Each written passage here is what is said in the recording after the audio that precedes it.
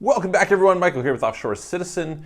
Over the last, year and a half or so, one of the questions some people have asked is which places have been most open? Obviously, we've been in a world where there's been lots of lockdowns and restrictions and limitations on freedom and all this kind of thing. And in the face of that, the question was, well, where can I go that I'm not so restricted? And it's actually a surprisingly small number of countries, okay?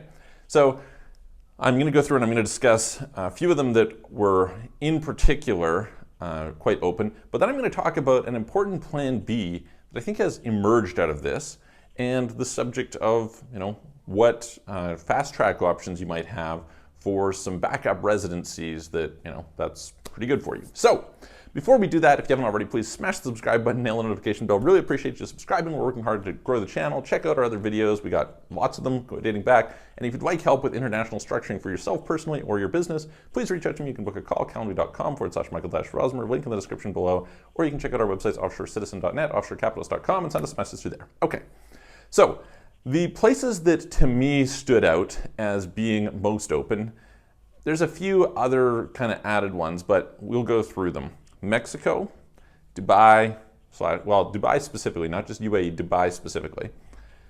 Turkey, Ukraine, those were like the top, probably, I would say. There's, some of the Eastern European countries were a little bit more open, definitely than the Western European countries. You definitely had, some other Latin American countries like Nicaragua that were, a little bit more open, and that was good. Thailand tried to be more open than a lot of the kind of Asian, Southeast Asian countries. But broadly speaking, these were some of the ones that really stood out to me as being most open. And today we're going to highlight specifically Mexico. So for those of you who have not been to Mexico, lots to love about Mexico. I mean, arguably great climate, right? Lots of opportunities for good weather. Big country, right? One of the biggest countries in the world, actually. And as a result, has a lot of diversity depending on what it is you're looking for. Everything from Mexico City to, Cancun to rural areas to Monterrey to, lots of different options that you can find even within, Mexico City is one of the biggest cities in the world, so lots of diversity there. On top of that, relatively inexpensive place to be. Bad thing, quite a lot of crime, lots of, but really mostly associated with drug cartels, etc. And so, for most people, they're not too affected by it if they're there. So that's one thing that, if you can be smart, if you can stay away from the wrong people, the wrong areas, etc., is potentially useful, okay? So that was one that actually really stood out. And I did a video a while back talking about some of the places that are most popular with people. And yeah, that is one of them. Now, Mexico is not a tax-friendly country, okay? It's actually much less tax-friendly in many regards than a lot of the traditional high-tax Western countries. There's a bunch of restricted rules there, but it's the type of place where people just simply don't pay taxes. So that's one of the things that goes on, although, we'll see how much it changes over time. The other thing along with that is, if you're not actually resident there, then that's not a big deal. And so this is a place where you can get a residency permit fairly easily.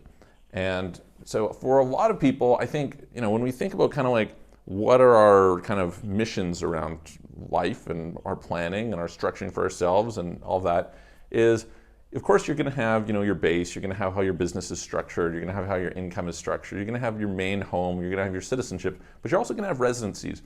And we especially noticed in the last, I guess it's now over a year, that residencies and citizenships did matter much more than just visa-free travel access, right? So you might have had, for example, a US passport and been restricted from traveling in a lot of places. Whereas if you had a residency permit somewhere, often you could go there regardless.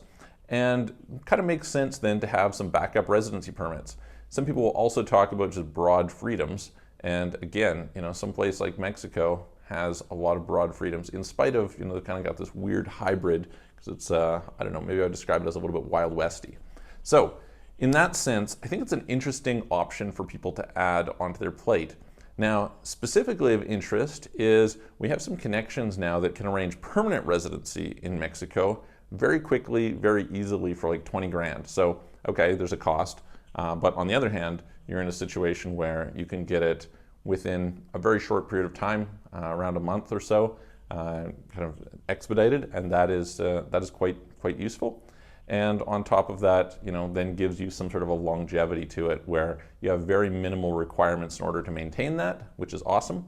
And again, if you don't maintain it, you're not going to be liable to tax. So you could potentially have a property there, you could potentially utilize that. Now there is some interesting possibility, we haven't tested it yet, but that this could fast track the process of getting Mexican citizenship. And one of the interesting things about Mexico has been that Mexico's actually a fairly difficult country to gain access to visa-free. For example, none of the Caribbean programs and Vanuatu and Montenegro, none of these like main citizenship by investment programs that you often hear about have visa-free access to Mexico.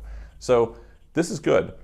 Another thing that might be useful to consider is that when you have access to certain countries, sometimes it gives access to others. So for example, I'll do another video on this, but if you have a Canadian PR, even though you don't have Canadian citizenship, it opens up a bunch of other countries. So that's something that's also worth considering in your portfolio.